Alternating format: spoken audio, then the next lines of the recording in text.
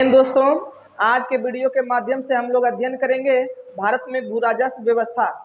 दोस्तों, भारत की जीडीपी जो है 3.8 ट्रिलियन डॉलर पहुंच चुकी है और 3.8 ट्रिलियन डॉलर पहुंचने के साथ साथ भारत जो है विश्व की अर्थव्यवस्थाओं में 5वां स्थान प्राप्त कर चुकी है। ऐसे स्थिति में यह देखा जाए कि भारत को जो आय प्राप्त होती है वो कई स्रोतों से प्राप्त होती है। उसी में से एक स्रोत जो है वो भू राजस्व व्यवस्था है। भू राजस्व व्यवस्था यानी टैक्स टैक्स जो है, भू राजस्व व्यवस्था जो है ये राज्य सरकार के अंतर्गत आती है और ये एक प्रकार की डायरेक्ट टैक्स है। लेकिन हम लोग उस कड़ी से अध्ययन करेंगे जहां से एग्जाम में सवाल पूछे जा रहे हैं और आने वाले आगामी प्रतियोगी परीक्षाओं के लिए बहुत महत्वपूर्ण ही टॉपिक है। तो इस तरह से हम लोग आज अध्ययन करेंगे भू राजस्व व्यवस्था। दोस्तों, भू राजस्व व्यवस्था, भू राजस्व व्यवस्था। दोस्तों, भू राजस्व व्यवस्था की बात किया जाए तो 1757 की प्लासी की लड़ाई और 1764 ईस्वी की बक्सर की लड़ाई में जब अंग्रेज विजय प्राप्त कर चुके हैं तो उस समय से भू राजस्व व्यवस्था अंग्रेज अपने द्वारा वसूलते हैं।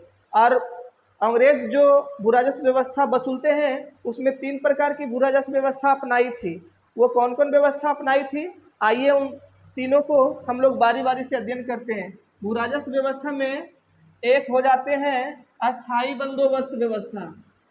3 प्रकार की व्यवस्था अपनाई थी। अस्थाई बंदोबस्त व्यवस्था। अस्थाई बंदोबस्त एक होता है रैयतवाड़ी बंदोबस्त और एक होता है महालवाड़ी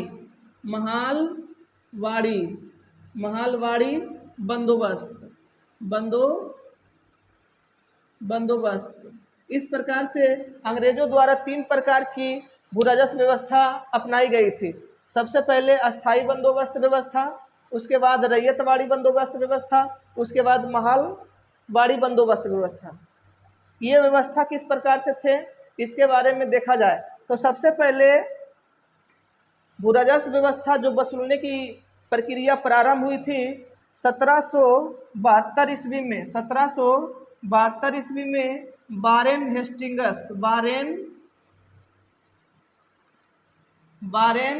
हेस्टिंगस के द्वारा भारत में भू राजस्व व्यवस्था 5 वर्षों के लिए अपनाई गई थी। 5 वर्षों के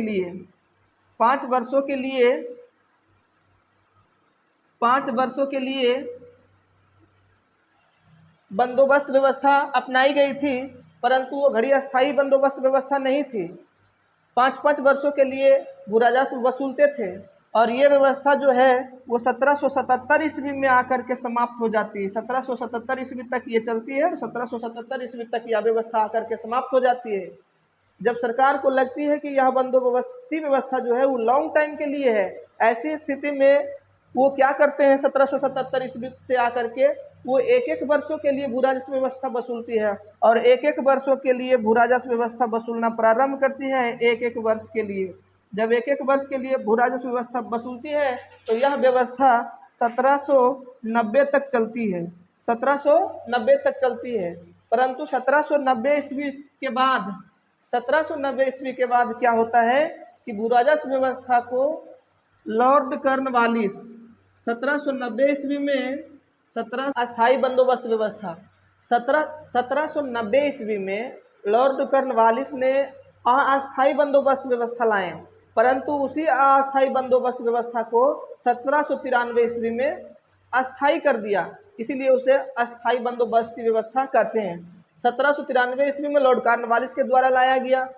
इसे जमींदारी या इतमरारी व्यवस्था भी कहते हैं। इसी व्यवस्था को 2 और नाम से जानते हैं। जमींदारी व्यवस्था क्यों कहते हैं इसको, यहाँ पर समझने वाली बात यह है कि अगर बाय द वे ये है किसान और ये है ब्रिटिश गवर्नमेंट, ब्रिटिश सरकार है, परंतु इसके बीच में एक बिचौलिया था, एक बिचौलिया है जिसे हम लोग जमींदारी कहते हैं। जमींदार उसमें कहा गया था। ये जमींदार सरकार, ब्रिटिश सरकार जमींदार को दे दिया कर वसूलने के लिए और कर वसूलने का काम जो करते थे ये जमींदार करते थे। जो गांव के लोग होते थे, जो जिसके पास बहुत ज़्यादा जमीन होते थे, उनको ब्रिटिश सरकार इनको दे दी है और ये किसान से वसूलते थे। इसी को जमींदार कहते हैं और इसीलिए इस व्यवस्था को जमींदारी व्यवस्था या इतमरारी व्यवस्था भी कहते हैं। लगान वसूलने का जिम्मा जमींदार को दिया गया। किसान को अपनी भूमि को ना तो गिरवी रखने का और ना ही बेचने का प्रावधान था। उस व्यवस्था में किसान अपनी ज़मीन को ना तो गिरवी रख सकते थे और ना ही बेच सकते थे। जमींदार को ज़मीन का भूस्वामी बनाया गया था। ये बंदोबस्ती अस्थाई बंदोबस्त व्यवस्था में किसान का स्वामी जो बनाया गया, वो जमींदार को किसान की स्वामी बनाया गया। और किसान सिर्फ अपना किसानी करते थे, वो ना तो ज़मीन को बेच सकते थे और ना ही गिरवी रख सकते थे। और किसान से जो वसूलते थे वो जमींदार थे, वो ब्रिटिश को, जमींदार ब्रिटिश को देते थे और ये किसान से वसूलते थे। 10/11वां भाग ब्रिटिश सरकार को देना था एवं 1/11वां भाग जमींदार को रखना था। यहाँ पर देखिए समझने वाली बात है कि जब मान लिया जाए जमींदार किसान से कोई वस्तु वसूल रहा है, जैसे सपोज दैट मान लिया जाए कि 11 बोरी गेहूं वसूल के लाए हैं, 11 बोरी गेहूं वसूल के लाए हैं, तो 10 बोरी इनको देंगे और 1 बोरी अपने पास रखेंगे। इस प्रकार से कह सकते हैं, अगर परसेंटेज में देखा जाए तो 90% देना था ब्रिटिश सरकार को और 10% रखना था इनको। परंतु इस व्यवस्था में हुआ क्या कि जितना कर वसूलने का सीमा निर्धारित किया गया था, जमींदार उससे भी अधिक किसान से वसूल लेते थे। और ऐसी स्थिति में कहीं ना कहीं जमींदार एक बड़ा सा, मतलब कि उसके पास संपत्ति बहुत सारे बढ़ते गए और ऐसे स्थिति में ये जमींदार जो थे वो ब्रिटिश का सहयोगी बन गए। इस तरह से 1/11वां भाग उसको जमींदार को रखना था। ब्रिटिश भारत के 19% भूभाग पर यह व्यवस्था लागू किया गया। जितना पर ब्रिटिश सरकार अपना क्षेत्र जमाया हुआ था, उस जमीन का 19% भूभाग पर अस्थाई बंदोबस्त व्यवस्था लागू किया गया था। यह जो है बंगाल, बिहार, उड़ीसा, उत्तर प्रदेश एवं उत्तरी कर्नाटक तक लागू था। इस तरह से अस्थाई बंदोबस्त व्यवस्था ब्रिटिश भारत के 19% हिस्सा पर लागू था। परंतु इसमें एक और नियम लाया गया था, सूर्यास्त नियम। सूर्यास्त नियम क्या है? सूर्यास्त नियम,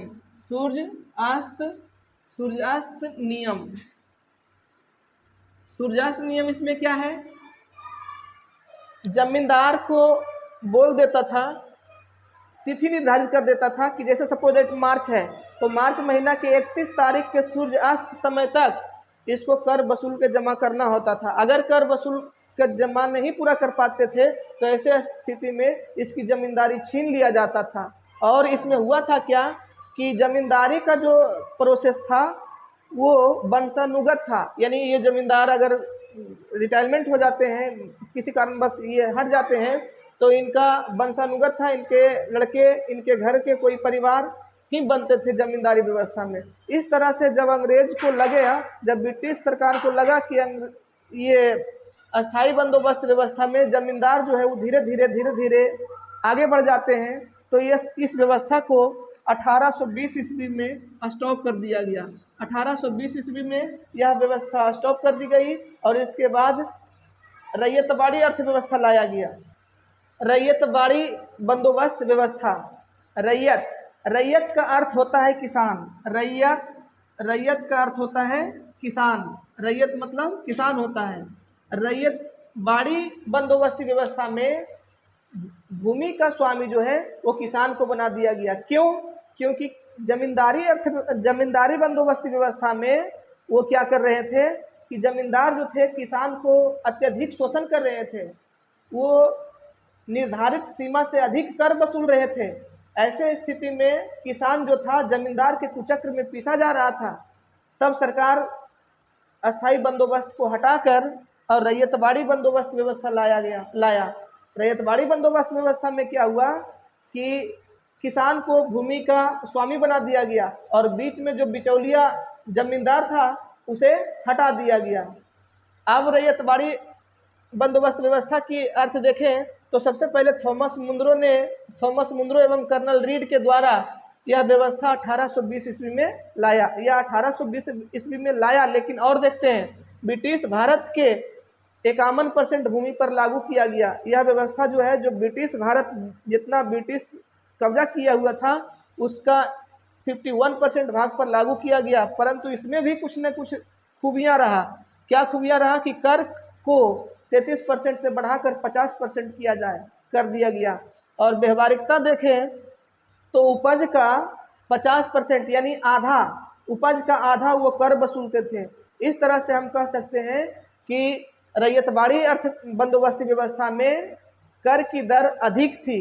और जब कर की दर अधिक थी तो ऐसे स्थिति में जब किसान कर नहीं चुका पाते थे तो उनको फिर कहीं ना कहीं सहारा लेना पड़ता था। और किसान सहारा लेने के लिए साहूकार के पास जाते थे। और इस व्यवस्था में किसान को भूस्वामी बना दिया गया था, तो किसान को अपना जमीन को बेचने और गिरवी रखने का हक मिला था। और ऐसे स्थिति में किसान क्या करते थे कि साहूकार के पास जाकर के उच्च दर पर ऋण ले लेते थे और ऋण लेकर के कर चुकाते थे। जब साहूकार के पास से ऋण लेते थे तो साहूकार उसको जमीन, कुछ दिन के बाद उसका जमीन पर कब्जा कर लेते थे। और इस तरह से धीरे धीरे कर फिर किसान दबाव में आ जाता था और किसान को फिर शोषण करता था साहूकार। उस व्यवस्था में जमींदार कर रहे थे और इस व्यवस्था में साहूकार कर रहे थे। इस तरह से किसान कुचक्र में पिसाने लगे। या इस व्यवस्था में कर वसूलने का कार्य जो करता था वो सरकारी कर्मचारी करते थे। यह व्यवस्था सर्वप्रथम दक्षिण भारत के बारामहल जिले में लागू किया गया था। इस प्रकार से इस व्यवस्था में भी कहीं ना कहीं किसान कुचक्र के पीढ़ी में, कुचक्र में दब करके किसान को बहुत शोषण हो रहा था। ऐसे स्थिति में एक और व्यवस्था लाया गया जिसको हम लोग बोलते हैं महालवाड़ी व्यवस्था। महालवाड़ी व्यवस्था, महालवाड़ी, महाल के मतलब क्या होता है? महाल के मतलब गांव, महाल के मतलब क्या होता है? गांव। तो इस व्यवस्था में क्या हुआ कि भू राजस्व वसूलने का जो कार्य किया गया वो किसी एक किसान पर नहीं किया गया बल्कि पूरे गांव पर किया गया। और पूरे गांव में जो भू राजस्व वसूलते थे वो गांव के मुख्य लोग वसूलते थे, जिसे मुखिया भी बोल सकते हैं। तो यह व्यवस्था जो है 1822 ईस्वी में हॉल्ट मैकांजी द्वारा लाया गया। इस व्यवस्था में जो ब्रिटिश शासित राज्य था उस पर 30% भूमि पर यह व्यवस्था लागू किया गया। यह व्यवस्था पंजाब, हरियाणा, मध्य प्रांत और उत्तर प्रदेश के कुछ भागों में लागू कर दिया गया। भूमि कर कुल उपज का 66% कर दिया गया। इसमें देखा जाए तो कर की जो दर है वो अत्यधिक था, 66%। और ये व्यवस्था जो है वो 30 वर्षों के लिए लाया गया था। परंतु 30 साल के बाद लॉर्ड डलहौजी द्वारा फिर इसकी दर घटा करके 50% कर दिया गया।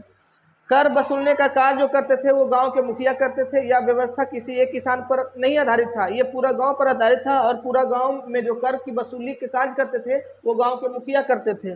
किसानों को भूमि का स्वामी माना गया। जब किसानों को भूमि का स्वामी माना गया तो इस व्यवस्था में किसान को अपना जमीन को गिरवी रखने की और बेचने का भी हक दिया गया। इस प्रकार से यह व्यवस्था तो चल रही थी, पर इस व्यवस्था में कर की जो दर थी वो बहुत ज़्यादा था, अत्यधिक था। ऐसे स्थिति में यह व्यवस्था में भी किसान की स्थिति ठीक उसी तरह से हो गया जिस तरह से रैयतवाड़ी व्यवस्था में हो गया था। रैयतवाड़ी व्यवस्था में किसान जाकर के साहूकारों के पास फंस जाते हैं।